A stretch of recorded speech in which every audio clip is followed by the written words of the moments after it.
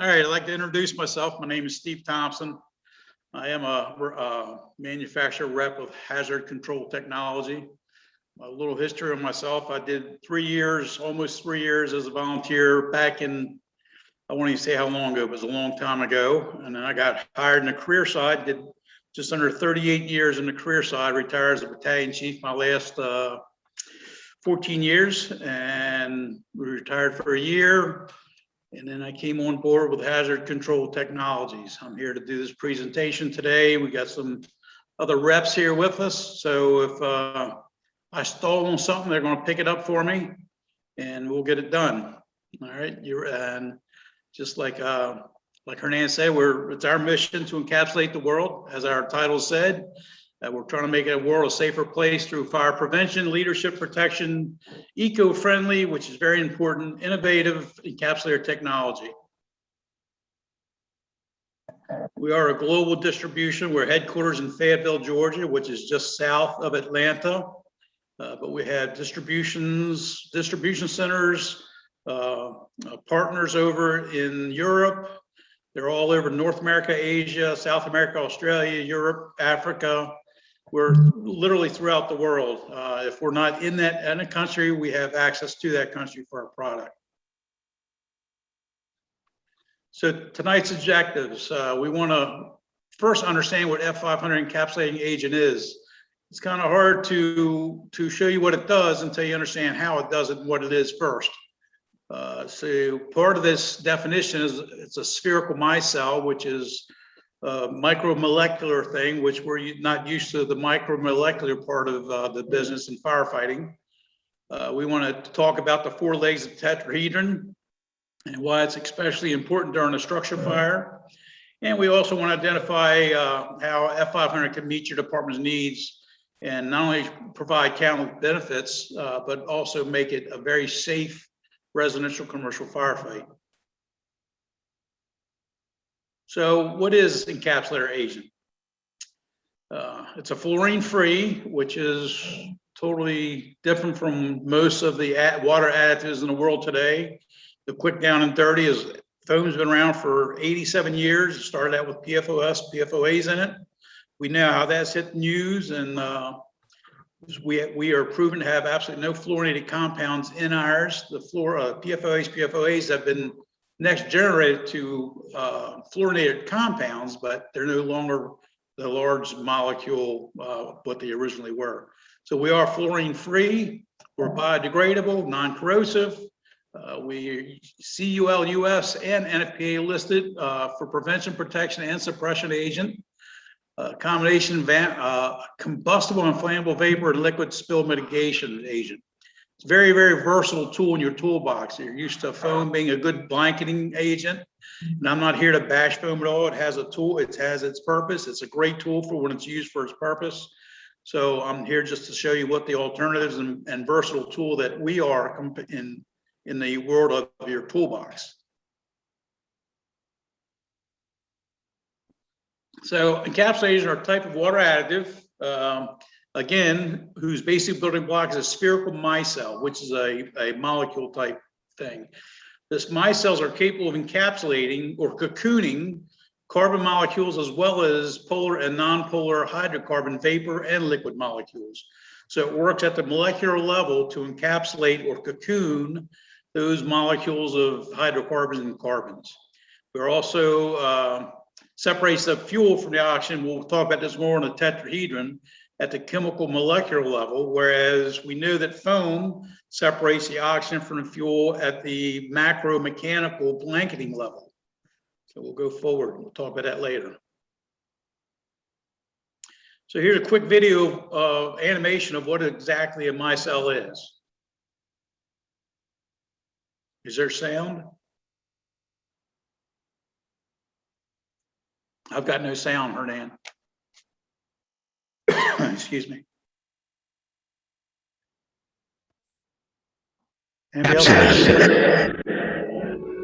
The next generation of fire and hazard mitigation.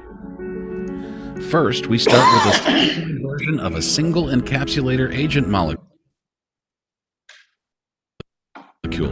consisting of a hydrophilic polar head which loves water, dissolves in water, and a hydrophobic nonpolar tail which fears water and will do anything to get away from water. Once the EA molecules enter the water, they instantaneously and automatically orient with the nonpolar tails inward and the polar heads outward, forming millions of spherical micelles. Micelles travel towards and exit the nozzles, forming EA droplets. Micelles nearest to the surface of each droplet automatically break apart. The nonpolar tails orient outside the droplet, with polar heads on the surface, forming an EA skin on the surface of every droplet. In addition to the EA skin, there are millions of molecular spherical micelles within each droplet. All right, hold it there for a second, Hernan.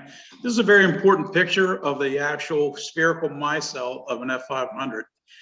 So if you'll see the blue surrounding those little white dots, the blue surrounding is a droplet of water. A droplet of water consists of millions and millions of hydrogen molecules and oxygen molecules to make a drop. So with F500, when we are added to the water and it comes out, you will see how it flipped from those little micelles inside to when it gets into the air, the outside of the droplet creates this surfactant skin on the outside, because all the molecules on the outside of that droplet, the tails that were inside before, flip out to the air on the outside. So now on the outside, you've got this F500 droplet instead of just a water droplet. On the inside, you still got all those millions of micelles that haven't been exposed to the air yet. So they have a very important job as we start our firefight, whether it be structure, field fires, whatever. I mean, so that's a very important part of this. And all those tails that are sticking out are like heat sinks. They actually draw heat into that molecule, that F500 droplet, so that all the molecular micelles inside can encapsulate the fuels that we were talking about earlier. So that's really how this droplet works, in a sense of, whereas a regular water droplet is not as efficient. And I'll talk about it later, about how efficient we are versus just plain water. Encapsulator technique. So we all know what the fire tetrahedron is. Anybody with a fire department background knows that tetrahedron has 4 parts. And if you take any one of those 4 parts away, you extinguish a fire. We know that if you remove the oxygen, fire goes out. If you remove the heat below ignition temperatures, the fire goes out. If you take away the fuel, and if you break the chain reaction, everything works to put the fire out. Now, in our toolbox, we have water, which works very well. Well, it works on the heat side by reducing the heat, but I said it doesn't work as well as you would think. 92% of water is runoff. 8% turns into steam and reduces the heat and helps put the fire out. So it's not a very efficient thing. Foam is a great blanketing agent. You put foam on the fuel, you separate the fuel from the oxygen, it puts the fire out. The problem with the blanketing part of it, it keeps the heat in the fuel. So if you break that blanket, we know what happens then. The fire reignites itself when you break the blanket. So foam, again, is a good blanketing agent. That's how it works. The F500. Now, F500 works on all four legs of the tetrahedron, and we'll go into that shortly. But remember, it encapsulates the fuels. All the fuels are encapsulated in a cocoon, so the oxygen can't even get to it. So it separates by encapsulation. It so rapidly reduces the heat from 1200 to 120 degrees in 4 seconds. So you've removed all the heat to below any kind of ignition temperature at all, and it breaks a radical chain reaction that causes soot and smoke to form. So that's how F500 works. We'll talk about it more as we go on. Hernan? Yes. Structural firefighting is our main focus tonight. We can talk about a myriad of things with F500, but tonight we're focusing on structural firefighting. Innovative tools, techniques to minimize firefight, and we're going to talk about that now. Annual structure fires in the U.S. This was a 2019 data. They're not current on the 2020 yet. Residential fires, 358,000. That's a lot of fires throughout the U.S. Commercial fires, 80,000. You can see it's just a multitude of fires everywhere. Homes, businesses, they just didn't have the materials decades ago like they do now. Legacy homes, it would take 30 minutes for a home to flash over. Today, with the polyesters and the plastics and all the different chemicals that are made to produce the furnitures and stuff, 4 to 6 minutes and you're in flashover. So 5 times faster flashover. So your whole structural firefighting is way ahead of you by the time you get there. Some of the materials, like it says here, lithium-ion batteries emits toxic vapors. We'll discuss when we get to that part of it. But all these new products expose new risks to the fire department and the firefighters. Classes of fires. Go ahead. This is what F500 works well on. It works very well on all of these. Class A, woods, wood, rubber tires, all the Class A's you used to see it. It's incredible knockdown power for Class A fires. Class B, both polar and non-polar, it encapsulates the fuels.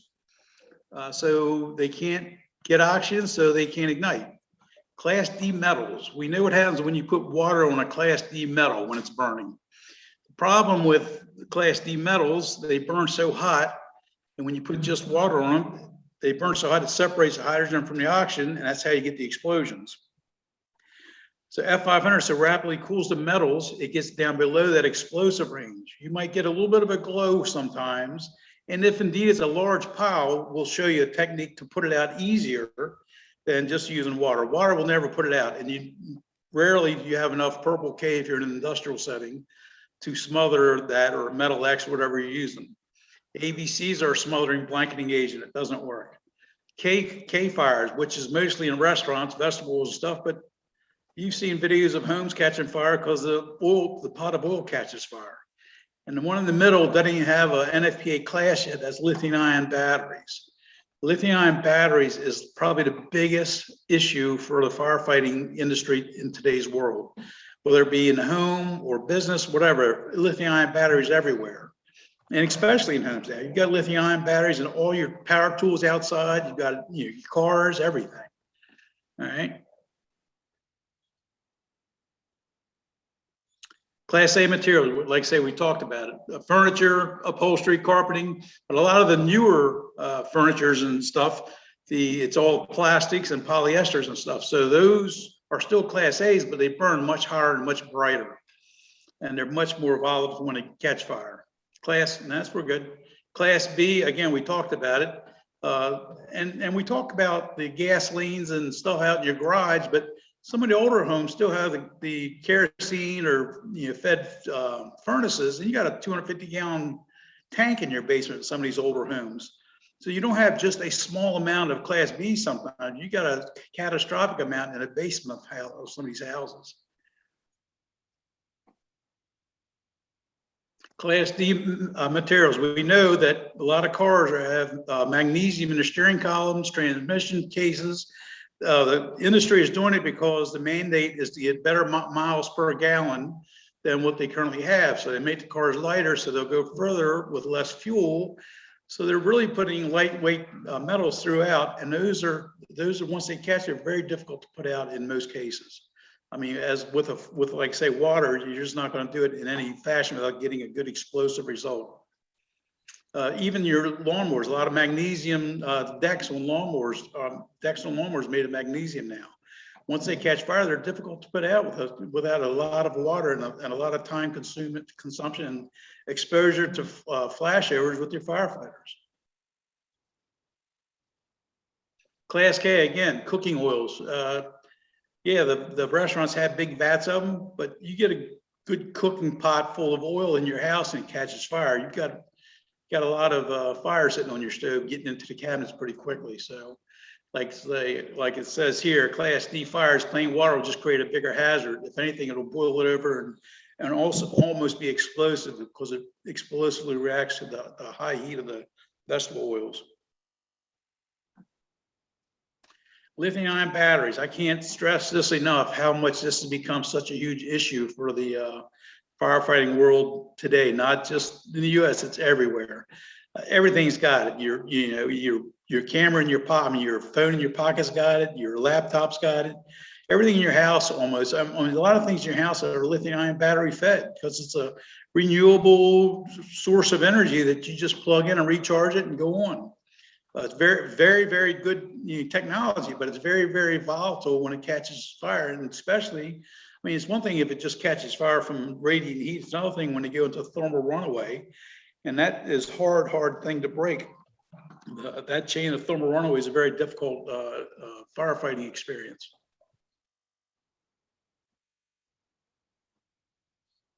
New technology, solar panel energy, storage systems. Just there's so many different things out there right now that are coming down the pike that we can't keep. The technology is coming so fast that the world can't keep up with the technology to put these fires out. So what do you do for solar panel fire? That's actually, as long as the sun's up, it's an energized system. So you have to be very careful how you approach these solar panels when it's sunny out. I mean, you can't control when the sun goes away. So when it's sunny out and you have a solar panel fire, you're in big trouble. Here's a quick video. Now, this video is before he hits it. Oh, he already hit it. So watch the scooter. He's hearing a little pop. He does the right thing by unplugging it, but that battery's already in thermal runaway.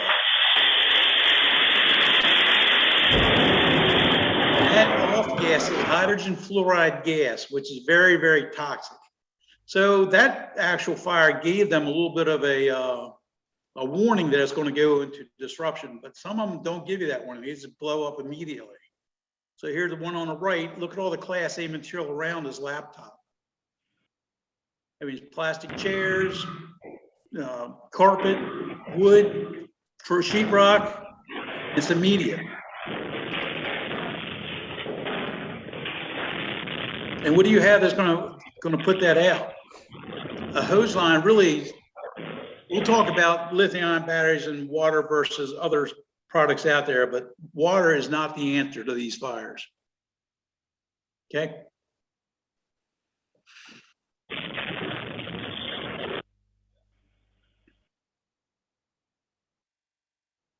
Next tonight to the deadly crash Hang on involving just a second. Can you stop it for a second? Autopilot feature. The car Hernan, stop it for a second.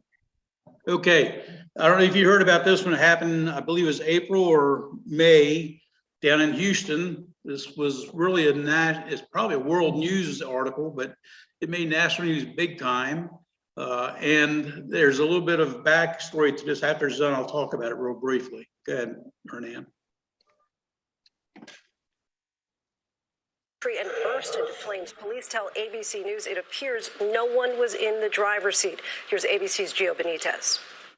Tonight, mystery surrounding a deadly crash near Houston involving a Tesla Model S.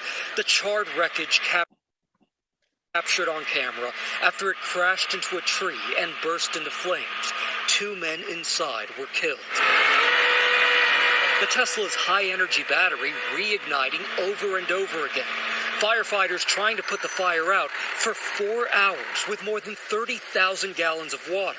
The fire eventually put itself out. Now tonight the question, was the Tesla running on autopilot? Firefighters found the men in the front passenger seat and the back seat. Police telling ABC News there is no indication anyone was in the driver's seat. Authorities say the men had just dropped their wives off at home and wanted to take the Tesla out for a test drive. Evidence at the scene allegedly showing it was going very fast. Just 3 hours before the crash, Tesla founder Elon Musk tweeting, "Tesla with autopilot engaged, now approaching 10 times lower chance of accident than average vehicle." And Lindsay, we've reached out to Tesla for comment, but have not heard back. And police are still trying to figure out exactly what caused this crash in the first place. Lindsay? Gio, thank you. So before we go forward, there's a couple things about this that have come out since then. The fire chief, it was his company that was on this, said they did use, that amount of water, but it wasn't a constant, 4 hours of running water. It was hit it, wait, and reignite it, hit it again, but still 4 hours of your company's time. And I don't know if you're in a non-hydrant area where you can come with 30,000 gallons of water, even in your hydrant area, that's a whole lot of water to be flowing down the street. And the other thing about this, this particular model did not have, because the reports came out later, did not have the automatic pilot. So somehow they don't know if the passenger, if the person on the passenger seat was a driver that got thrown there and the guy in the passenger seat went to the back, or if the guy in the back seat was the driver and was thrown in the back. But this particular model did not have the autopilot. So I'm not taking anything, give or take, from Tesla. I'm just saying this particular model didn't have, so it wasn't on autopilot as was first reported. All right. Next tonight. So this is, before we get started, this is a test that Kiowa, which is a UL equivalent, European UL equivalent. Kiowa does the testing for Europe countries just like UL does for us. They tested it with Johnson & Control. If you're familiar with Johnson & Control, they're the largest foam manufacturer in the world. They also have ABC dry chem extinguishers foam, and they tested our product with their foam and their ABCs. And this is the 3 videos put together side by side, so you can see the results.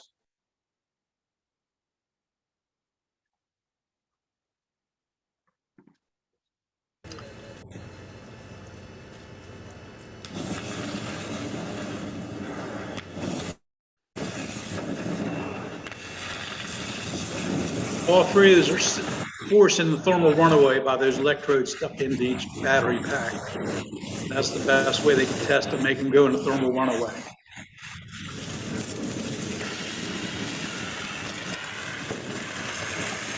If you're familiar with ABC and foam, you know they're both of them are blanketing agents.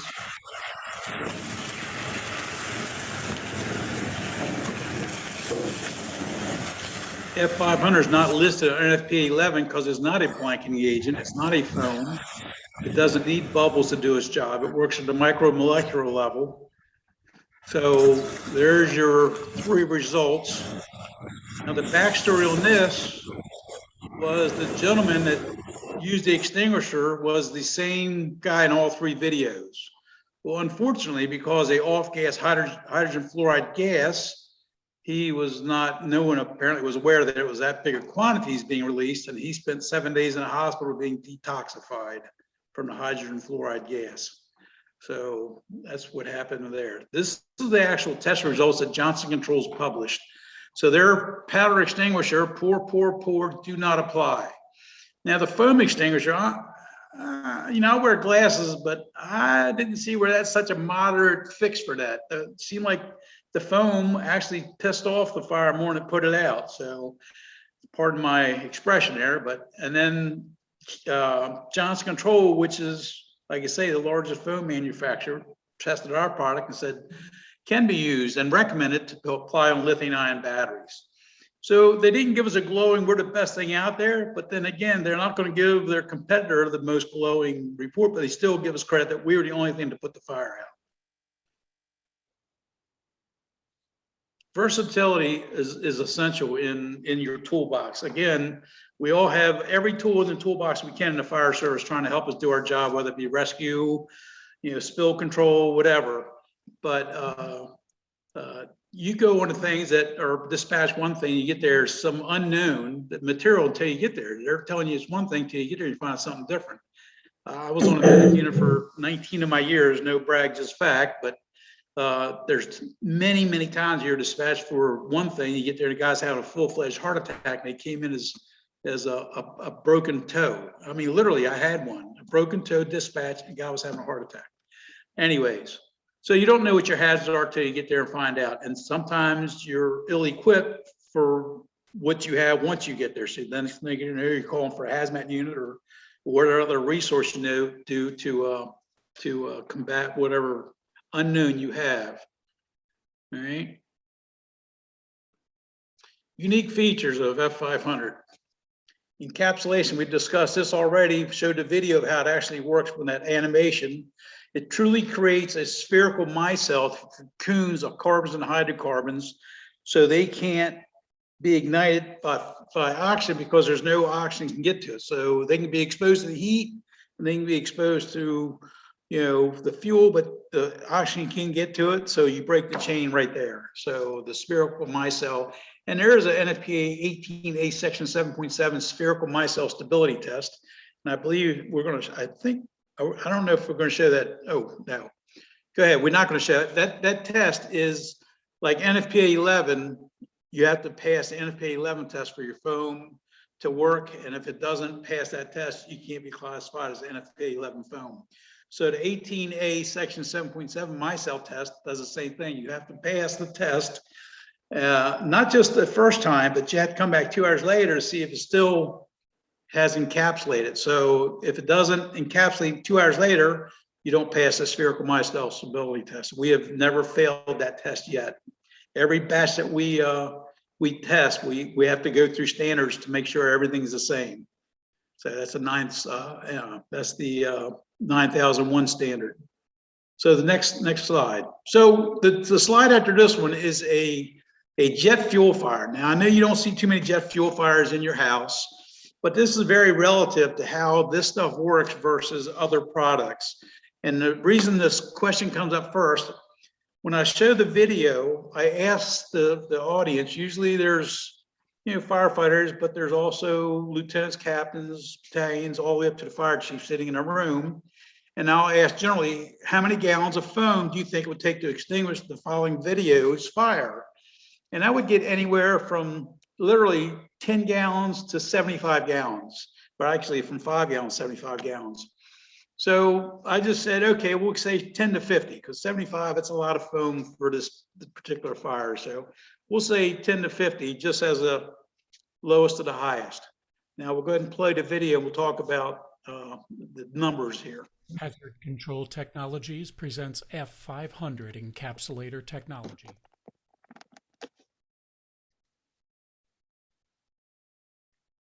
Can you freeze it right there for a second? Okay, just for the sake of it, that's a 20-foot diameter pit with a 20-inch steel ring around it, 100 gallons of jet fuel. We're going to use a 95 GPM nozzle with F500 at 3% in the water. So we'll put this fire out with 97% water and 3% F500. Now, again, I've heard from 5 to 75 gallons. I broke it down to the lowest of 10 and the highest of 50. So that's at 6% or 3%, depending on who you talk to. So we're going to run the video, and then I'll run the numbers for you.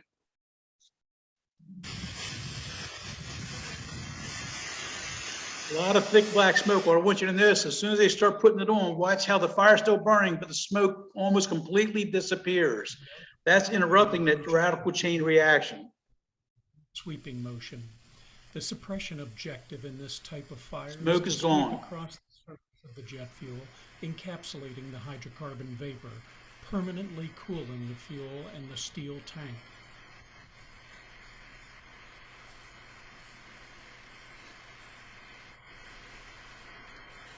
After extinguishing the fire, the instructor puts his hand in the fuel and on the side of the tank, which are now both cool. This is permanent burn back resistance using F500 encapsulator agent. So just for the sake of it, 10 gallons of ARAFFF or AFFF is about 160 a 5-gallon pail. So that's $320 for 10 gallons to put that fire out. Then they said up to 50. So you multiply that by 5 and you get $1,600 to put that fire out. If you'll notice, they did a 95 GPM nozzle. It took them 13 seconds to put the fire out completely. And then they cooled the ring, the metal ring, with the agent so it wouldn't reignite, because they didn't use enough to encapsulate all the fuel. But they wanted to put the fire out and cool everything down so it wouldn't reignite. So a total of 30 seconds total use. So total usage of F500 at 3%, that was 50 gallons of water at 95 GPM, 30 seconds, including the 17 seconds of cool down.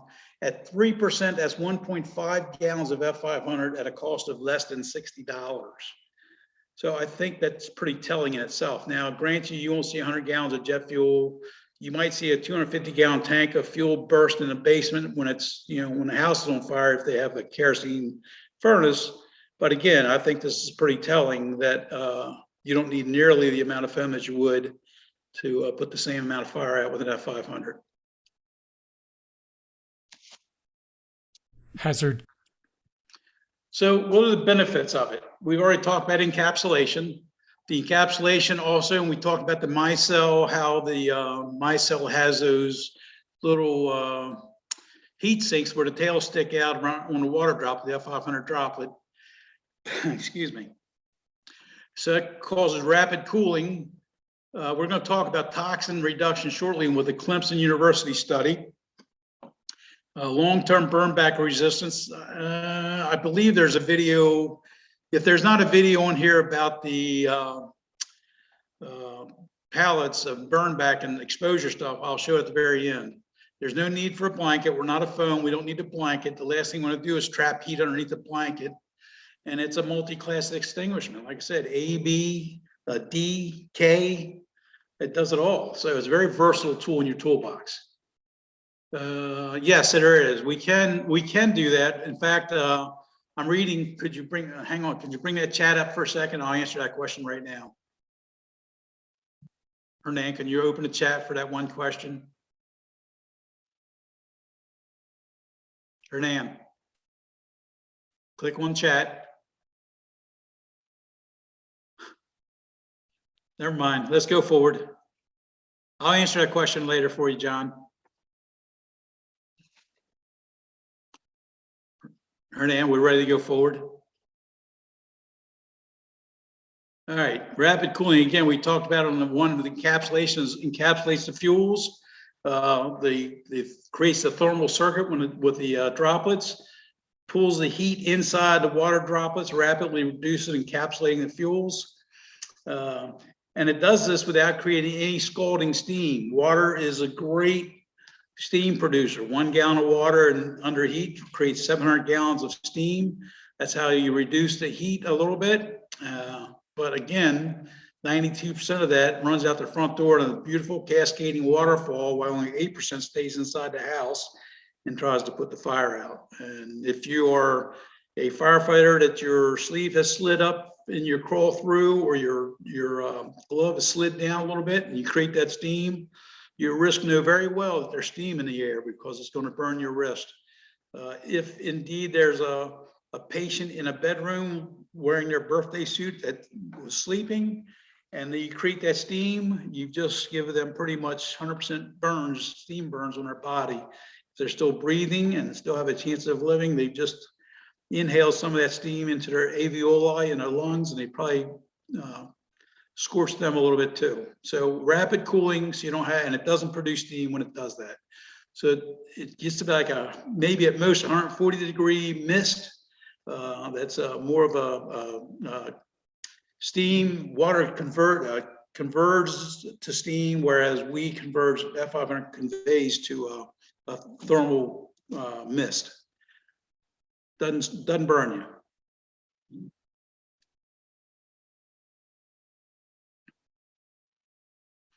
This is actually a demonstration we did up in Ohio, I think it was. All right, so let's open it up and check this out. If this doesn't give me temperature, don't realize that.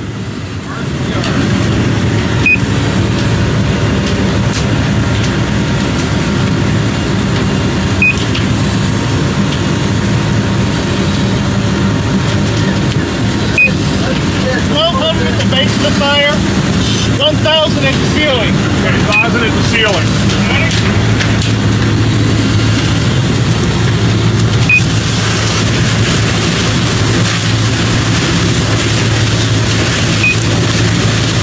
Okay, go back.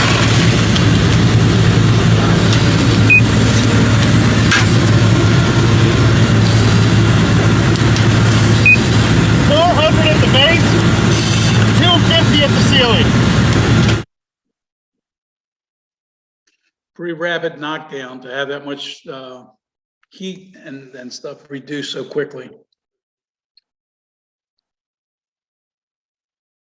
You got good thermal layering right there too. You got good thermal layering inside the window. 932. What's your temperature? 932. 932. Yep, 932. You guys ran about 1,000, so you want to go? You want to hit and run?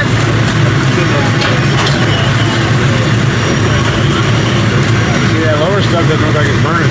Yeah. That's stuff that from this morning. Go down on that lower stuff. 300. That's probably just coming from the straw. Yeah. That lower stuff's not burning. About 230 at the bottom and 930 at the top. That's it. I got 975 and I was inside. 932 at the top and about 300 at the You're not bottom. going to get that bottom thing burn right now.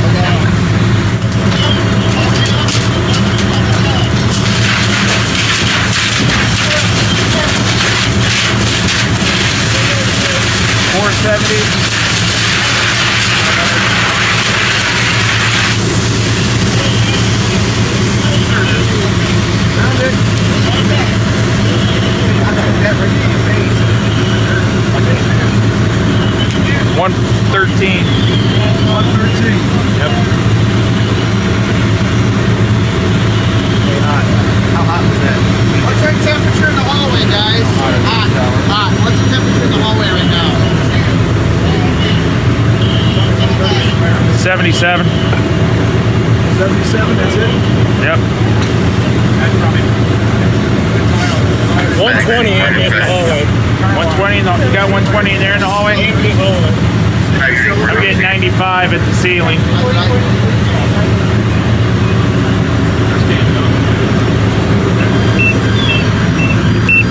195 at the ceiling.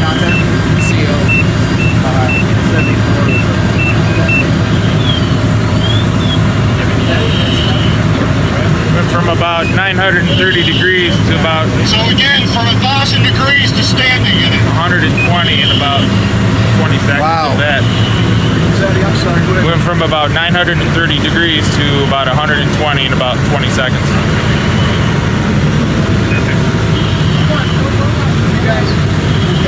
That's impressive. That's impressive. And that steam hit me. It was no hotter than a shower. No, that's not steam then. That wasn't steam. That's not steam. That was the vapor we were talking about. So if you heard them talking, when they did the first burn, it was pretty hot at the bottom and hot at the top. Second time, they had a low reading on the bottom and still pretty high at the top. The reason was they came back from lunch to do the second burn and stacked some more pallets on top of the pallets they had just put out with F500. And the first set of pallets wouldn't reignite, so they couldn't get enough heat at the bottom like they wanted. And that's why it was such a cooler temperature on the second burn on the bottom. Okay, Hernan. Again, the thermal circuit, this is the rapid cooling, how it draws the heat into that water droplet. That's how it rapidly cools. The best way we can show is animation. Now, I always say this because with over 40 years of firefighting experience, I know that firefighters are a very visual person.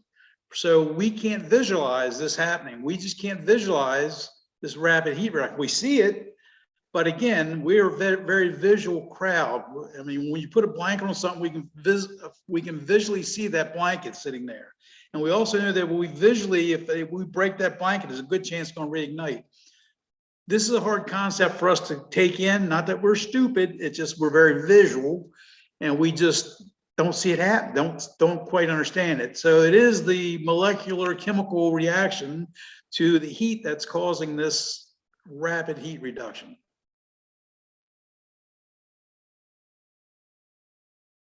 Rapid cooling benefits. Well, of course, before we get on the scene of a house fire or any fire, we don't know how long it's been burning. We know if it's a wood frame dwelling, we don't know how much stress is already put on the floor joists, any of the framework.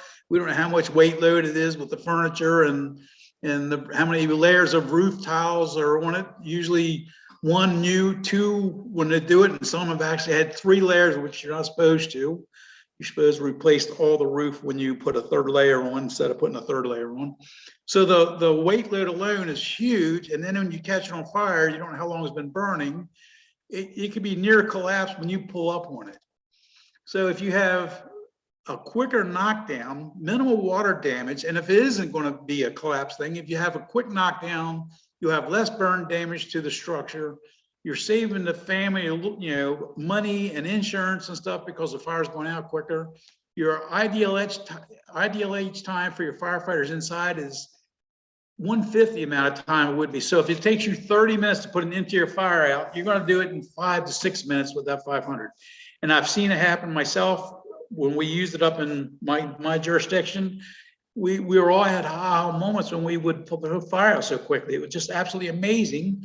And then one of the big ones we had, we not only put the fire out, and we never used a positive pressure because the smoke dissipated before we could even get a positive pressure in there.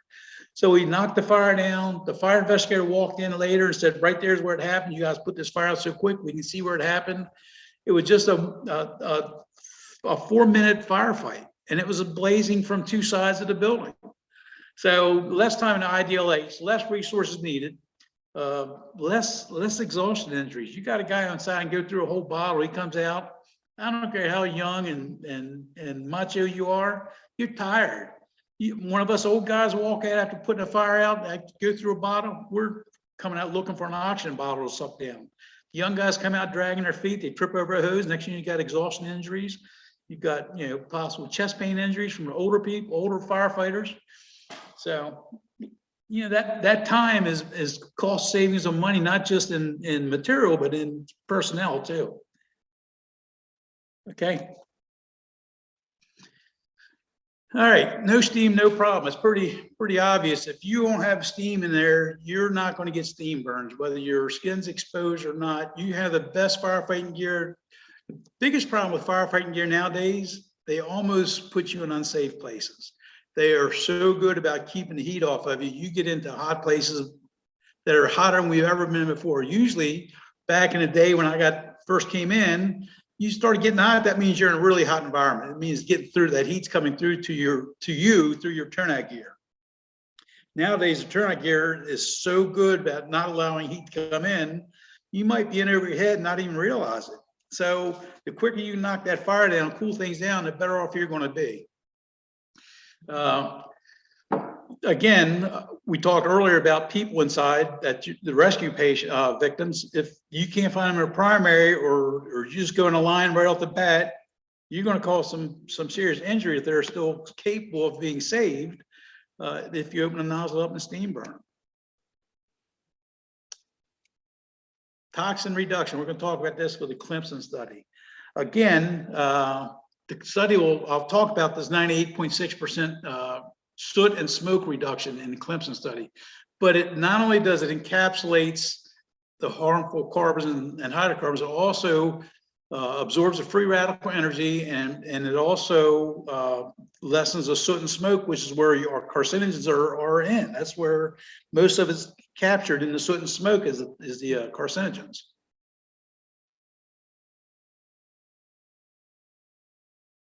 So this here is kind of a really telling story. I can talk while he's getting ready.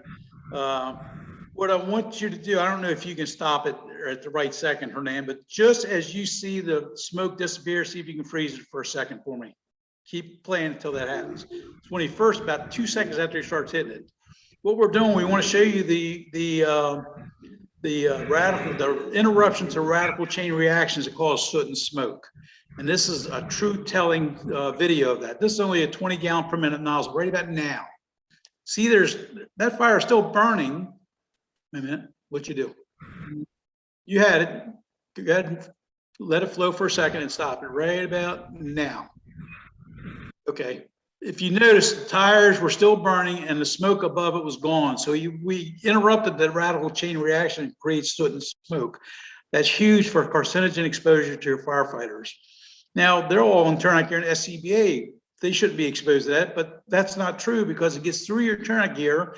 And when you're sweating like crazy, all your pores are opened up, and benzenes especially go right through your gear. And we'll talk about that later in another study. So the big thing about tire fires, how many tires do you always go back for a rekindle when you put out with water? Almost all of them. The problem is the steel belts inside of tires stay hot. The water doesn't cool them down enough. You leave, go back station, just finish getting cleaned up. You dispatch for a rekindle for the same tires because the steel belts inside reignite the rubber surrounding them. So this rapidly cools the steel belts and you can't reignite them. You can finish it now. Like anything else, you have to do your overhaul. You can't just put them out and just walk away. You got to kick them away and make sure each one of them is cooled down. If you don't cool them down, yeah, if you don't put F500 to the tread, they could rekindle. So you want to do your overhaul like we always do. Let them down and then you leave. You won't be back for a rekindle for these. Same as a house, structural firefighting. You won't go back for rekindles unless you have a huge pile that the house has collapsed in on itself and you can't get to the seat, the very bottom underneath where it might be burning.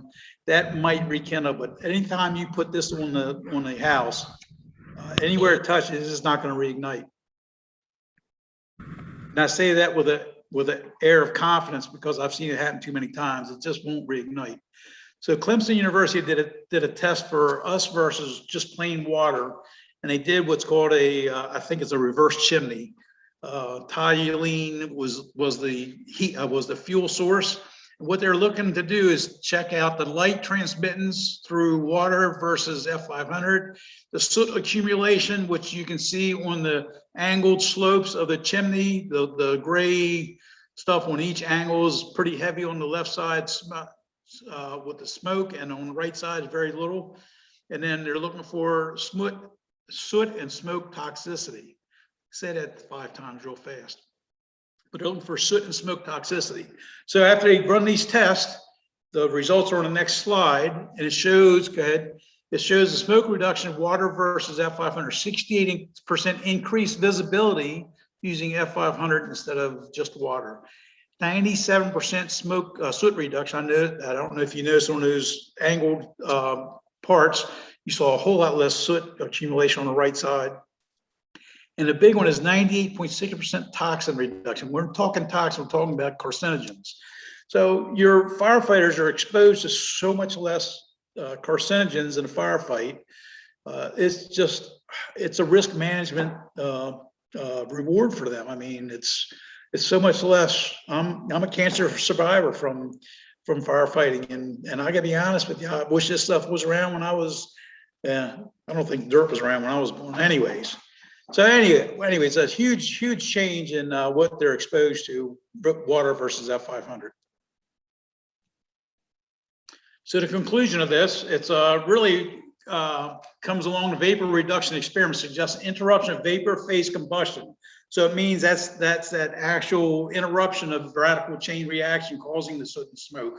So that's how you get less soot, less smoke, means less byproducts that are toxic. That's how this really comes at what it comes down to. NIOSH testing. This is a test that was done for benzenes in firefighters breathing air. Now, go ahead. So back in the day, the first 3 civilian, non-smoker, smoker, and firefighter, that was a Dr. Brown did that just to see what civilian benzenes were. A non-smoker just walking down the street living life was 0.8 parts per billion. A smoker was 5 parts per billion, and a firefighter was 20 to 30 parts per billion. That's their everyday levels. So after a firefighter goes into a fire attack, that's with full SCBA and full turnout gear on, they come out and test him again. He's between 44 and 54, and some of it shows as high as 70 on that middle post-fire benzene test. And after an hour, it drops back down to normal again, which normal is 20 to 30 benzenes parts per billion instead of 0.8 if you don't smoke. big difference for us as firefighters. Toxin reduction, we talked about it already almost ad nauseum, but I can't stress it enough. Reduce cancer risk, improve civilian health, improve firefighter health, increase visibility, increase safety all around. When you reduce that smoke, you've made the firefighter job so much easier than just water. It makes it so much safer, easier, less injuries, better chance of saving a possible victim inside. There's so many pluses to it. Okay, so always taught to put the wet stuff on the red stuff. I remember that right from the first day of fire school after we introduced ourselves. They kind of started beating that into us. Don't even open that nozzle till you see that red stuff through the haze of smoke. We recommend doing it a little differently. If you walk into the front of a house or you pull to the front of the house, you got smoke billowing out of the doorway, or as you open the door, come blowing out over your head. I strongly suggest you firefighters be taught, if they're using F500, as soon as they start going there, open that nozzle to about a 30-degree cone and whip it walking down the hallway. I don't care if there's fire there. What they're going to do is two things. They're going to decrease the smoke, increase the visibility. They're going to spray the wall, ceiling, floor with F500. And the burn back is it won't flash over their head because they just cooled the whole entrance down. And it's also going to make a safe egress for them in case they go in and find the floor's gone and it's a basement fire, their floor is gone to get inside. They've got the whole thing behind them, safe to walk back out without any possibility of a flashover. They've cooled the ceiling down. They've encapsulated all the drywall, whatever surrounding the floor, the carpet, everything's got an F500. It won't reignite. They've reduced their chance of a flashover fire right then and there. So yeah, we always were taught put the wet stuff on the red stuff. I'm telling you now, do this way and you have a much safer firefight for your people. All right, like I said, we're fluorine free. We're not NFPA 11 foam. We don't need fluorine to make bubbles, hardy bubbles stick together under high heat. That's really what fluorinated compounds are for, make the bubbles hardy enough to stick together under heat conditions. We don't need bubbles to make it work. So we're totally fluorine free. This is just 6 of the hundreds of thousands of lawsuits out there, or bans or mandates or whatever. Michigan mandates that if you kill deer in 2 counties up in Michigan, they don't want you to eat the meat because the PFOA and PFOS are so high in the meat content that you'll be exposed to cancer risk.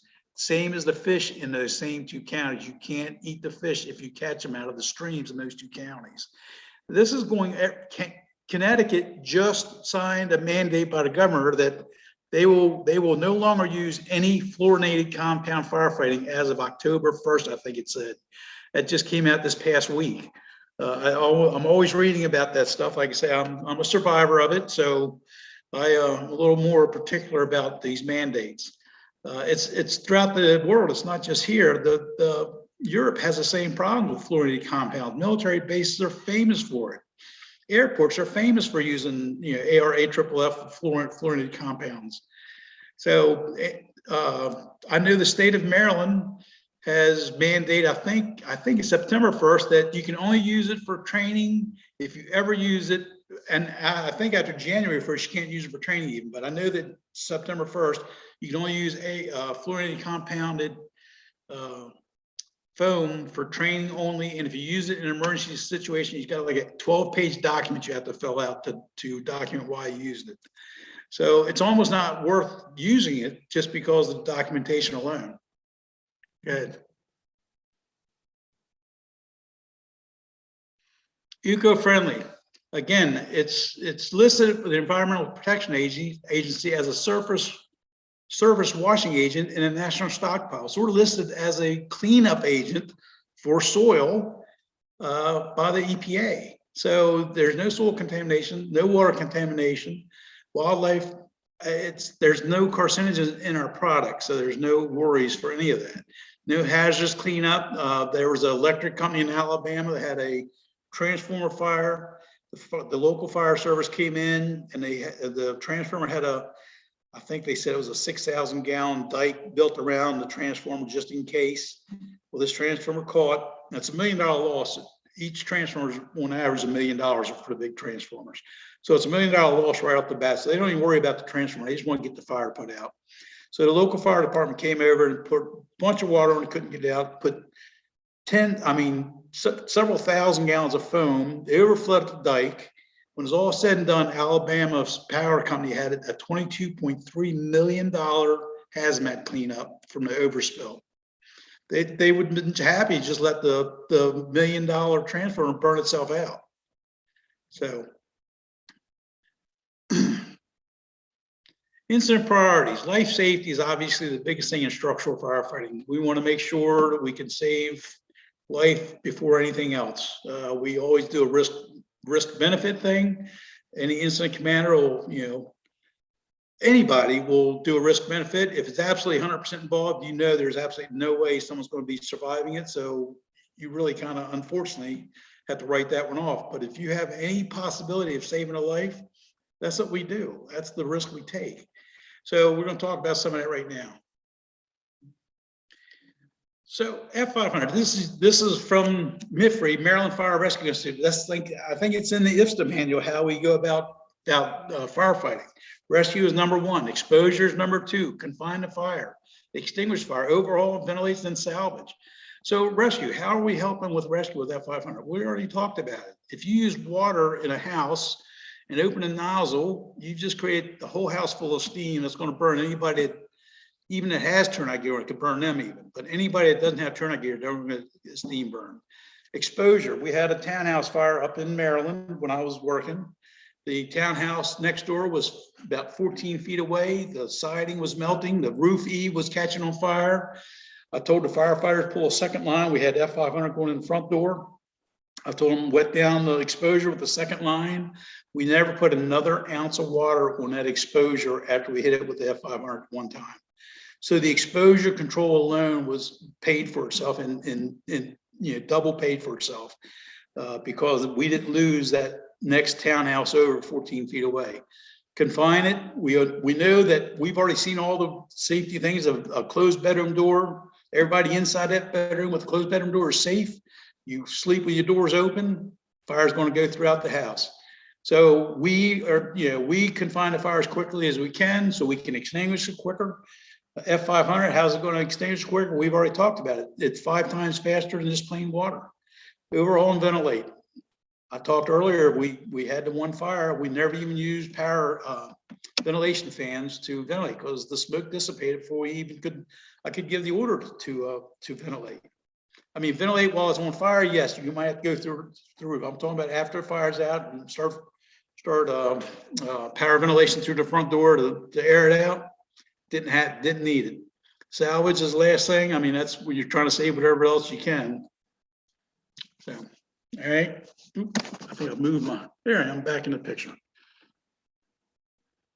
So again, we've already talked about 68% increased visibility, no steam generated, less time in IDLH, less exhaustion injuries, less structure damage, safer environment for fire investigators. When they came into that one fire we had, the fire investigator went right over to the fire origin and said, right here's where it started. You guys really knocked this fire down quickly. You can see by the alligatoring where it started at.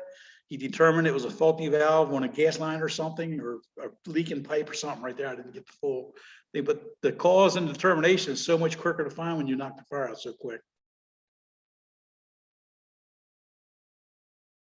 Stabilization, rapid knockdown, rapid cooling, permanent burn back. That speaks for itself. I mean, it's just a matter of you knock it down in minutes instead of 6 times, 10 times that. It's such a difference.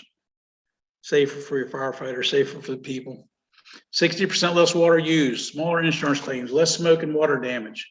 It speaks for itself. Like I said, when you go into a firefight and you pull up your incident commander and you look at the front door, and you've got this huge cascading waterfall coming down our front steps. I mean, except for the situation, it looks nice, but it's a lot of wasted water. And what doesn't go there, you find out you created an indoor pool in the basement because it just filled the pool of the basement with water. So you're using a whole lot less water. If you're rural, it makes all the difference in the world. You're not going to have just all the water you can possibly think of to put these big fires out with. Use a whole lot less water to fight fire. Rural is second to none. One of the best things there is for F500 for them. I have a bunch of counties in the western side of Virginia that absolutely swear by F500 because their second engine, not from their own house, but their second station away is as much as 12 to 15 minutes away. So, you know, they got 1,000 gallons. They pull 2 lines off, 5 minutes, they're empty. You know, so what if they don't knock it down in 5 minutes with two lines, they're in trouble. So with that 500, their knockdown is much faster. So there's all kinds of incident techniques. I just listed these four of the, I guess, main ones that progress from this to that. So we'll go to the first one, transitional interior. That's as you're walking up, you see fire blowing out a window. You can go to the next slide, Hernan. So it's a rapid attack. As you're walking up the line, you already got it charged for whatever reason it's charged, or just before you go in, you got fire blowing out a window, you shoot the water through the window, you knock it down a little bit there, you go on inside and put the fire out. That's your transitional to interior attack. I mean, a lot of companies do it throughout the, I guess probably throughout the world, but a lot of companies hit it from the outside first, then go in. Has tremendous fire knockdown from the outside, even when starting on the outside. Next one. Interior attack, that's where you know you're going to have to do something to get in there and get a good knock. Again, if you see it coming from the back of the house and you're going through the front door and you've got smoke over your head, I really suggest you open that nozzle up going in to give yourself a nice safe exit in case things are bad once you get in there. I'm not saying that it's fire bad. I'm saying like maybe the floor's gone. You don't want to overstep and fall into the basement. So you still have a good exit, but you can use it really quickly on the interior attack. Interior attacks are probably, you know, unless they're so far gone, probably the primary attack that we do throughout the US or throughout the world, actually. So interior to defensive, that's when you try to make an interior attack. If command's seeing the conditions are not getting any better, and he's concerned about collapse and or risk benefit to the firefighters inside. So they pull the interior crews out and do a defensive attack. Happens a lot everywhere. Just you can't get ahead of it no matter. Even using F500, it might have such an advanced part of you. You get in there and you realize that it's in parts you can't get to and it's still burning. So you pull your crews out and go defensive. And that's where you think it's really bad. So you start on the outside and find out you knock down. There's parts of the house you can still go in. So command will put you on the inside to finish knocking the fire down. I mean, a lot of fires, when you first get there, it is just hopeless. You think that there's no way you can say something. But then your officer does a 360 and says, we got 2 additions on the back that aren't even, you know, smoking yet. So they do a defensive thing from either aerial or, you know, outside, and they knock that down real quick. They go into the inside and check out for extension and finish up on the unburned areas. And F500 comes into play in all these because your quick knockdown makes it much quicker and easier to get in. Defensive is pretty much, you know, you're not going to put anybody in the fire because it's either 100% engulfed or there's just no stopping it. So how does F500 come in here? Well, again, the rapid extinguishment, what's there, and then you do your exposure protection, like I talked about earlier with the townhouse. And you also can use this as decon for your people's turnout gear. I mean, that's the big thing is deconning now. What do you do? You know, here's the big question, and it's not even part of the slideshow. When you have your firefighters go in and fight fire, what does your company do to decon them? You know, when they come out, you might have a second Nomex hood, second set of gear. You might have extractor cleaners to wash their gear with. You give them body wipes to wipe down on the scene after they come out of the fire. All that's great. Everything that's out there right now is great reactive response to firefighting. So what do you do for proactive response to firefighting? If you're using F500, you reduce their exposure to cancer, to smoke, to heat. You've done all this stuff as in a proactive manner. You're not exposing them to all that stuff that they're coming out with after using just water. It truly is a proactive approach to firefighting instead of a reactive approach to once they're done and been exposed to what they have. And it could be anything. It could be hazardous materials inside the house. You don't know because You don't know until you're doing the cleanup. So this is more of a proactive approach to firefighting than it is a reactive approach. Engineered equipment. That little nozzle that guy's, that's fine. This nozzle is what's called a TKO nozzle. Now it's only at 20 GPM at 100 PSI. The good thing about this, and I would never use this for interior firefighting. This is a great outdoor nozzle. It's a great auto fire nozzle. Those that live along an interstate that has no water at all, except for a tanker or whatever other engines you have coming, there's no hydrants on interstates. This is probably the best thing you can use for a quick knockdown. The firefighter himself turns up how much F500 he wants. If you can see the nozzle, I mean where the hose line comes in, that's fresh water coming into that nozzle. It's like the weed and feed concept at home that you have at your house. You can turn it up to 0 to flow just water if you want, to a 0.5% one, to 3%. So the firefighter himself selects what he needs at the nozzle and pulls it right out of the 2-quart plastic can below it, mixes it and comes out, does an incredibly good job at 20 gallons per minute. Most people, when I've demonstrated this, they're thinking I'm flowing 95 GPM like they're regular nozzles.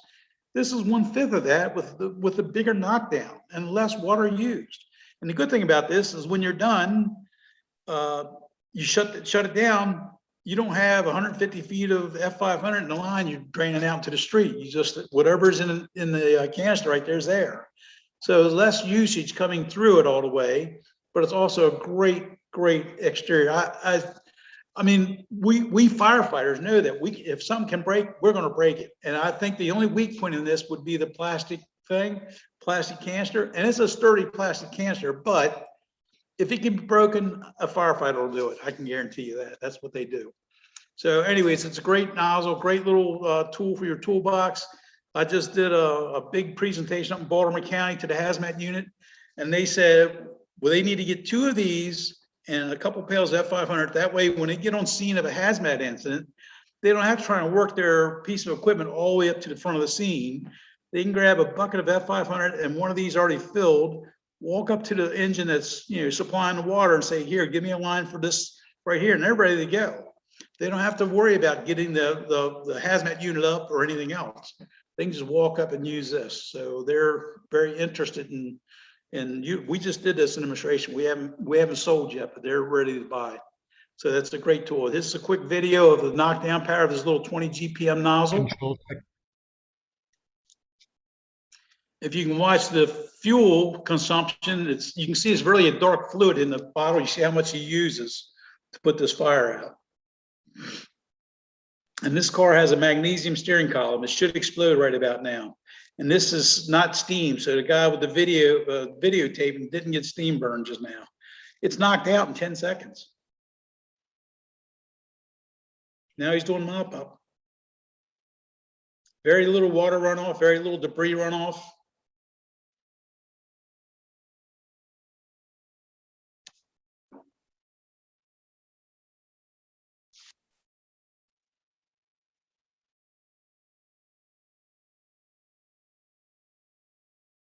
Fire debris runoff.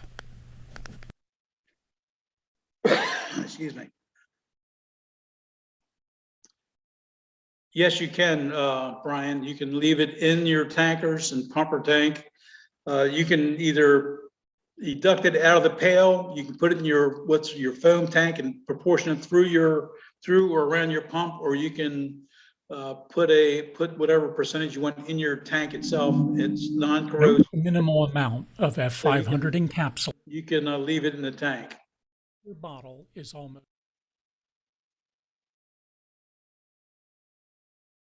See, if you'll notice, there's very little out of that bottle. Never mind, there was about 1.5 inches out of the top of the bottle. He used so little. Extinguishers. A lot of the truck companies up home put 10 ounces in their water cans, and the knockdown for them was absolutely amazing. I just did a demonstration again up in Baltimore, or it was Baltimore, but it wasn't Baltimore County. Oh, it was Bel Air. Anyways, the assistant chief wanted to test it on a auto fire, so we lit one of the cars off they had, and he put it out with a 2.5 gallon can, and he made sure it was really cooking good before he hit it. This is the European water misting hose. It's actually it's the newest hose we have. It really does. That's what they use on that lithium ion battery fire demonstration with the ABC versus foam versus F500. This is a nozzle. It's got like a dozen spray holes or pinholes, whatever you call them, up in that cup right there. And it gives you a really nice pattern of small stream droplets instead of straight stream smooth bore when you're 2.5 gallon can. This does a great job and great knockdown. Reaches almost as far as a smooth bore, so you still have good reach. This is a demonstration of the F500 on a Hazard control technology. metal. Go ahead, you can turn it up. I'll hush for a change. This demonstration at a large metal recycling facility shows an old car hood being heated with an acetylene torch. The high temperature causes the paint on the front of the hood to catch fire. A thermal imaging camera shows the increase in temperature, but the camera only shows temperatures up to 1238 degrees Fahrenheit. The actual temperature is well above 1238. As the 3% F500EA solution is applied from a 2.5 gallon fire extinguisher, watch how fast the temperature drops. Also, notice the fire quickly goes out. Remove the heat, extinguish the fire. The F500 encapsulator agent never touches the fire. Simply removing the heat is enough for extinguishment. Foam has one method of extinguishing a fire, by smothering it, but the blanket of foam traps in the heat, often causing reignition. And since it needs to make a blanket of foam, NFP11 does not recommend foam for three-dimensional fires. F500 encapsulator agent extinguishes a fire three ways. It cools the fire, it encapsulates the fuel, and it interrupts the free radical chain reaction. Any one of those elements can extinguish a fire, making F500EA excellent for three-dimensional fires. And he talked about how it encapsulates, but again, when it encapsulates the fuel, it separates the oxygen from the fuel. So it actually works on all four legs of the tetrahedron in that sense. So let's review. Who is HCT? We'll answer each one as you go. Hernan, go ahead and hit it.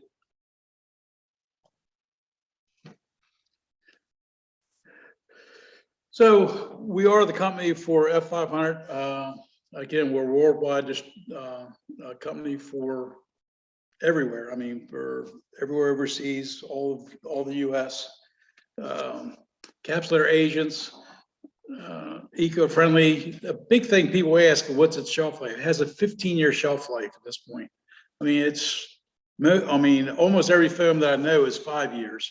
And the newer foams, I'm not sure they can't tell, because like the new green foams that are supposedly fluorine free, which some of the green foams aren't totally fluorine free, so be careful when you look at them. But how can you tell if they're 5-year shelf life when they've only been out for a year and a half? So right now we know we have a 15-year shelf life on ours with no product degradation whatsoever. Doesn't gel, doesn't get thicker, doesn't do anything. It's there when you need it. We are NFPA 18A section 7.7. Now, here's one thing I just found out the other day. One of the people up in Virginia said, well, the foam guy came by and said, you guys aren't nothing but a wetting agent. Well, the problem with that is he's either not educated or he just doesn't want to admit the fact that we're not just a wetting agent. We're listed under 18A, which is the wetting agent NFPA standard, but there is no, at this time, there is no encapsulator agent NFPA standard. We have people, members of our company on the NFPA committees, and that the way I understand her, and you might be able to talk about this better, but I understand that the standard has been accepted, but it's a 2-year process. Now it has to be finished at this level, and we're already a year into it. Is that about right, Hernan, or? Yes, Steve, they are in the standards, and I believe that they put some inputs in the NFPA 18A. And maybe the next year we will have the new standard for all the different hazards. Right. And another standard is not even out there. There is no such thing as a lithium-ion battery standard. So all the experts say copious amounts of water. Well, that really doesn't do a whole lot for it if you don't have copious amounts of water. 30,000 gallons is a little bit extreme for a Tesla S model car to me. So usage summary. Again, we're good for Class A, Class B polar, non-polar, metal fires, and K fires. Lithium-ion battery fires were the only thing that was tested by our biggest competitor to put the thermal runaway batteries out without reignition. That's huge. When a car fire, most tow companies have a mandate that if they have a car fire that they tow back to their yard, they have to keep the car within 50 feet from anything else combustible for 72 hours because they expect the lithium-ion batteries to reignite sometime in the next 72 hours. So that mandate's pretty much nationwide, I believe. I know a lot of states mandate the tow companies can't put them near the rest of the pile. Liquid vapor mitigation, it not only encapsulates the fuels, it encapsulates the vapors, it breaks the radical chain reaction with smoke. The chemical cocoon, like I say, we're talking about long-term burn back resistance. We did not have one video on here that I think we have time. Yep. It's about a 3-minute video about the burn back resistance. A good video. I already talked to Hernan. It's all right. Since we have time to show it real quick when we're done. Rapid cooling, toxic reduction. We showed that with the Clemson study. 68% less, 6% less water. Time in an IDLH reduce exponentially for your firefighters. Question and answers. There's a couple questions that came up in the chats. Yeah, but do you want to share the video? Why don't you just open your mic and ask me questions? Try not to do it all at once, but someone with a question, ask me. Steve, do you want to share the video? Yeah, let me show that video real quick, then we'll do question and answers. So share the screen with me, and I've already got it up. All I gotta do is click it. You already shared it with me, huh? Man, you're quick. Don't be looking at my screen. I got everything up here. You can share your screen. Okay.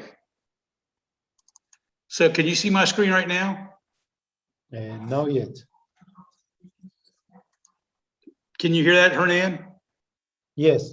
Okay, so this is about 3 minutes long. It's really a good video on burn back, and it really shows everything. Rapid heat reduction, encapsulation. Steve, you have to share. We don't see the screen. Oh, I just asked if you did. I thought you said yes, you did. I gotta figure out how to get back up here now. Jeez, I minimized everything. God, I hate this. I'm not technical, guys. I'll tell you that right now. So give me a minute. Nope, that's not it. I don't have it. In the middle, you have the green arrow that said share screen. I don't have the screen up, so I can hit that. I can't find it.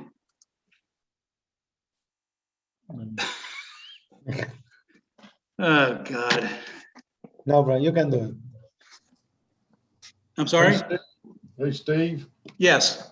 Steve, have you got the screen that shows all the participants on the screen? No, that's what I'm saying. I don't have that right now. I don't know what happened. That's the one you don't have up. Okay.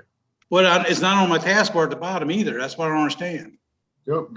Pull your mouse down to the bottom of your screen and find your Zoom application and click on it. It should maximize it and pull it up on your screen. Well, it actually came up, but it didn't maximize it. Hang on a second.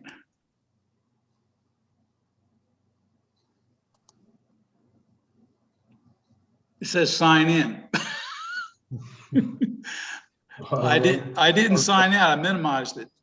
All right, you signed in through your Outlook invite then, so you don't have that. Yeah, Outlook.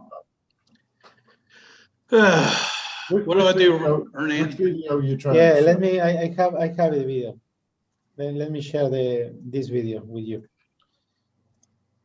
Let me see if this video. Can you see the video? I can see a video, Yes. but what, mine's, oh, there it is. Yes. So do you have volume? Yes, sir. Adding anything just because of that pre-treatment. So this is a very good show. It shows you encapsulation, burn back resistance. It shows rapid You knockdown. got a little bit of flame going on the pellet on top on the left.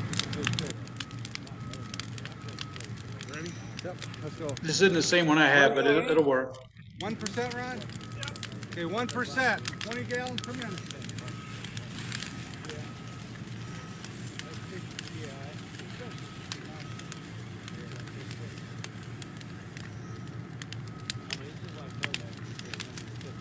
Yeah, we pre-treat the other pallets. I think I got it back up.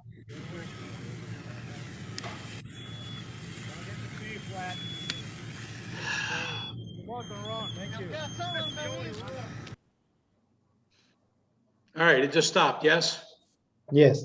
All right, I'm back. I'm sorry. So that wasn't the same exact video I had, but that's good. It showed the same thing. It showed real quickly the quite rapid knockdown. They actually went and put their hands on the pallets that were burning immediately after they put them out. Then they tried to reignite the other pallets when the video I was going to show, but that was a shortened version of the one I was going to show. So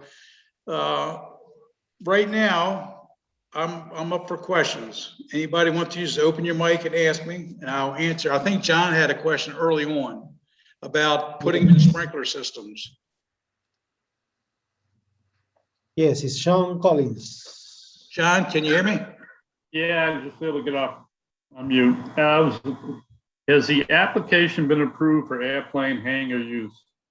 Well, the whole problem at airports, I'm not sure about the hangars themselves. I know that they can't use them in the first due crash truck, but I believe that you're talking about most of the hangars are using high expansion foam, yes?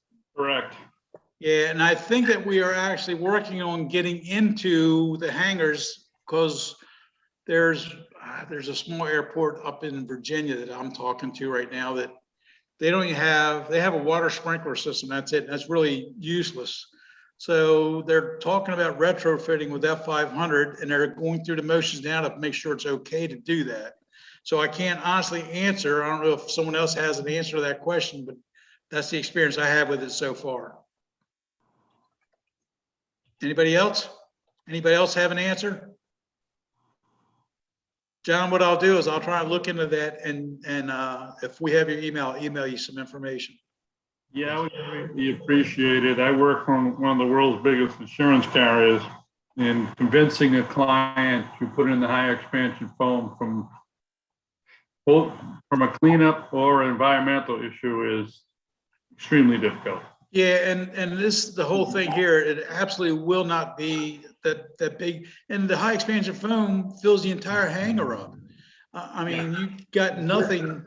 I hate to use for instance, that plane years ago, belly landed and they put foam down and the foam truck accidentally ran over one of the passengers on the plane, on the tarmac. So, you know, that foam is all encompassing. It covers everything. The problem with it is it does a job by blanketing, but it covers everything and you can't really maneuver through it.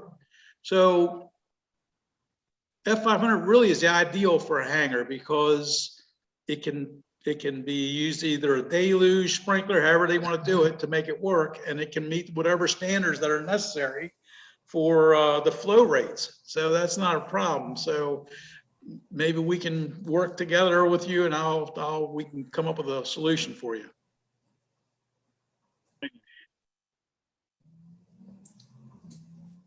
Anybody else? Just a quick question. This is Mike. Okay, Mike.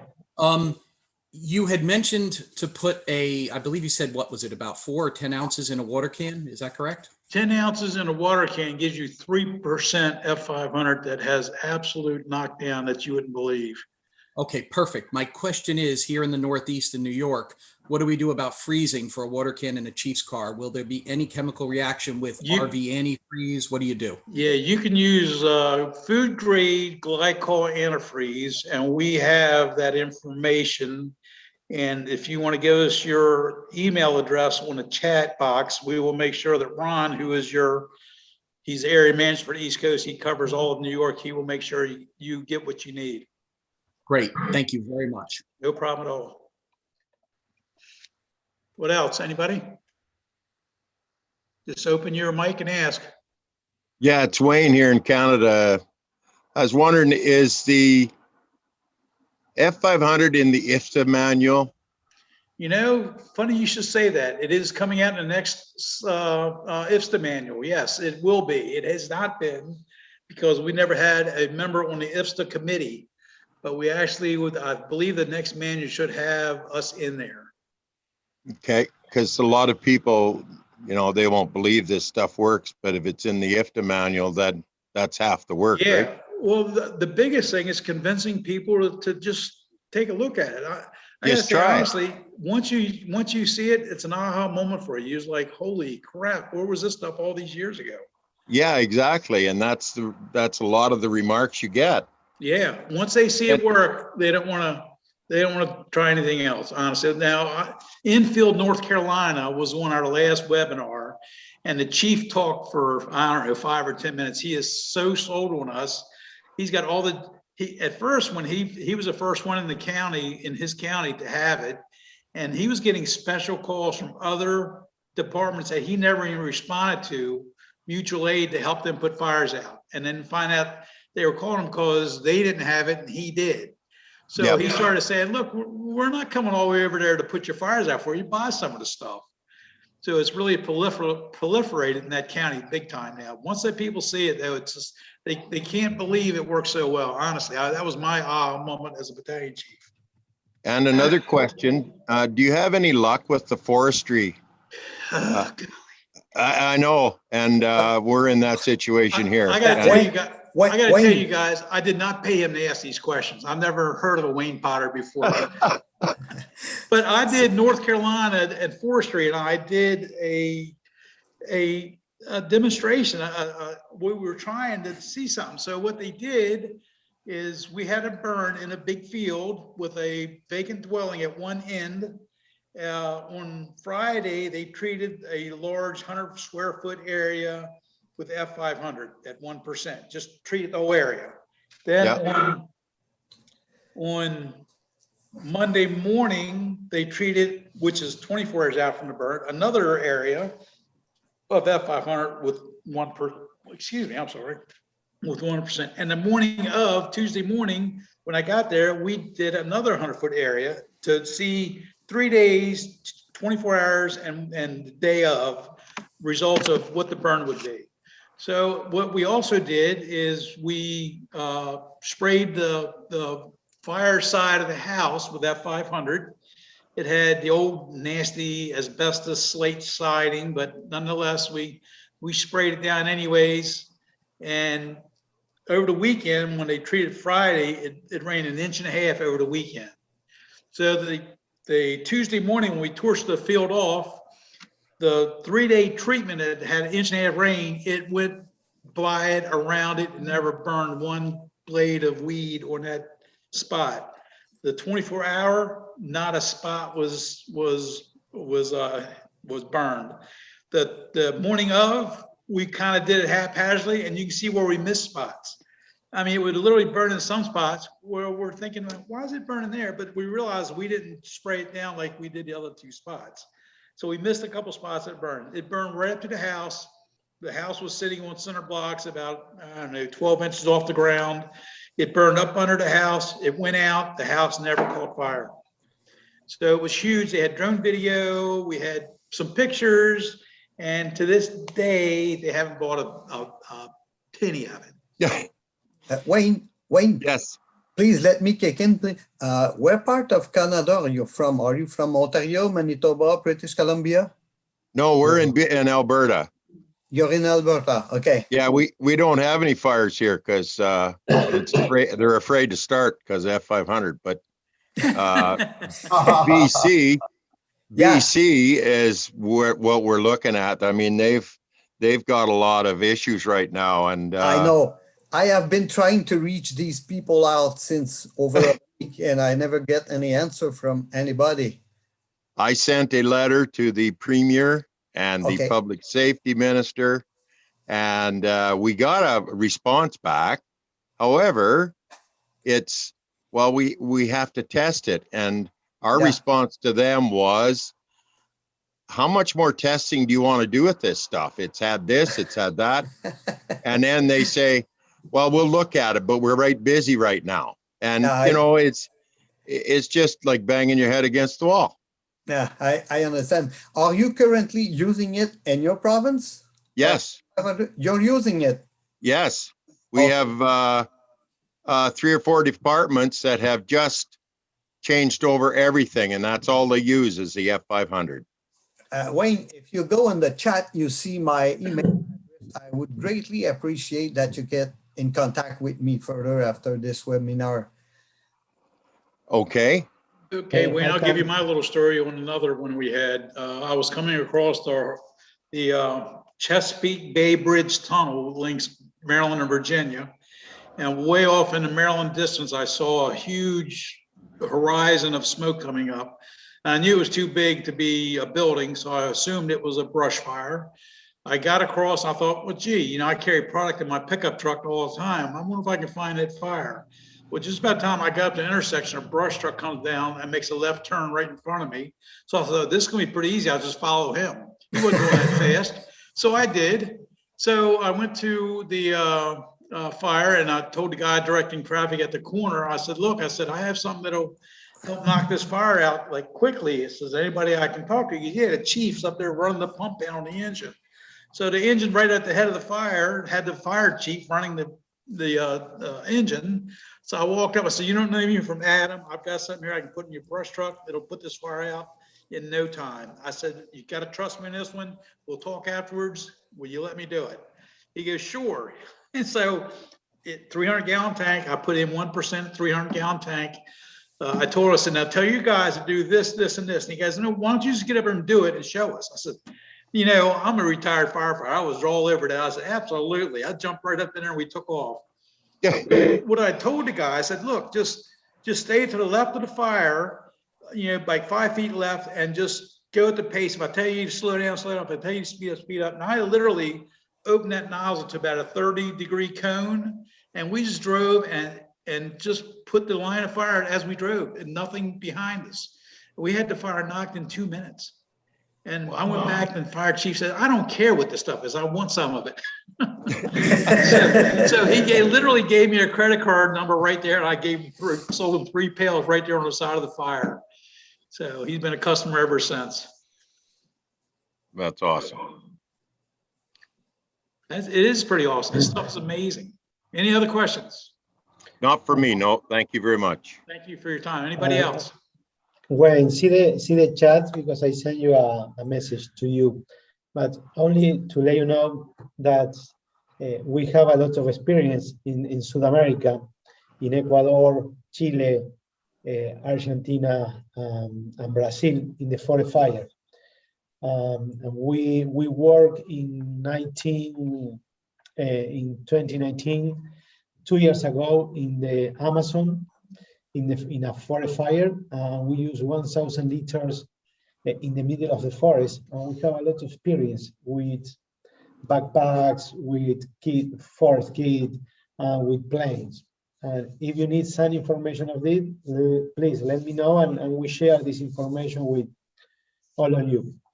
Well, that'd be great, Hernan, because that's an experience that I related to them, that they've used it on the lungs of the world. And basically, they had a very good result from using the F500. And but they are in such a situation out there. They've got so much heat that the water they're dumping on is evaporating before it hits the ground. Right. And then they're using, what is it, Check or whatever it is. Yeah. And yeah, it's. See, what's it's- that doing it's- to their vegetation? Well, exactly. But they don't understand that this is 100% biodegradable and it doesn't hurt anything. Well, we'd have to test it. Well, you know, all the tests that have been done on it, there's no excuses really. And that's what we're getting. Yeah, that's Cal Fire out in California too. Anyways. Yes, I put here in the chat for everybody, Andre, if you want to download. It's a presentation and some videos of forest fire that you can use to show. And we were working the last year. There were a huge fire here in Argentina, and we use in planes, in air tractors, helicopters, and works amazing. The pilots, when they return to the base and say, Hernan, if you don't shoot the fire, we can see from the air that's when the fire arrives, you can use this product like a fire retardant. But yes, it's so healthy for these guys, and you can use less time. The people is not so tired, and you can be more proactive in this kind of fire. Yes. Only to let you know that when I finish, I maybe tomorrow or another day, I send this video of the webinar and the presentation that you can see the video and you can share with your colleagues, with your people in your fire department, that you can train your people. See? Yeah. Okay. When you can send to BC. Yes. Well, like I say, they've got about 50 fires in Alberta right now, and basically they're the ones that burn all the time because it's in muskeg and stuff like that. But touch wood, we haven't got anything that's really out of control. So I think it's afraid to start. Yeah, yeah. But anyway. It's met its match. Well, it has, but anyways, well, thank you very much, gentlemen. It's very enjoyable, and I will contact, is it Mr. Barassa? Yes, please. Yeah. Okay, and I will appreciate. All right, then I will do that. Thank you. I'm the only one of the HCT family in Canada. I'm in the east of Canada, but I'm the only one presently living in Canada. Oh, really? Yeah. Well, you must be in Quebec, are you? That area? Yes, yes, I do. Please forgive my French. No, that's fine, because I don't speak French, so it's all good. No problem. Anyway, okay. Yeah, I'll wait for you. Thank you. Thank you, Wayne. Thank you, Andre. Somebody want to make the last question for Steve or other specialists in the meeting? We have one person that entered in this moment, Salome. We are finishing. Okay, guys. Thank you for your time, Steve. You want to say goodbye? Yep, I was going to say I thank everybody for your patience. I hope I was clear enough for everybody, and I look forward to working with some of you or all of you maybe in the future. I'm always willing to take a trip somewhere. So good luck to everybody, and thank you again.